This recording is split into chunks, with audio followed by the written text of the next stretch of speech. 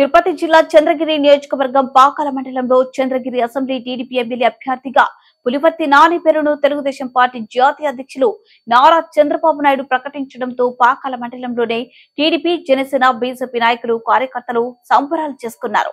ముందుగా స్థానిక పట్టణంలోని బస్టాండ్ సమీపంలో గల ఎన్టీఆర్ అంబేద్కర్ విగ్రహాలకు పూలమాలలు వేసిన అనంతరం భారీ కేక్ ను ఏర్పాటు చేసి పులివర్తి నాని సోదరి ధనలక్ష్మి కేక్ కట్ చేయించారు.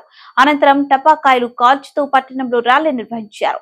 ఈ కార్యక్రమంలో టీడీపీ, జనసేన, బీజేపీ నాయకులు, కార్యకర్తలు పెద్ద సంఖ్యలో పాల్గొన్నారు.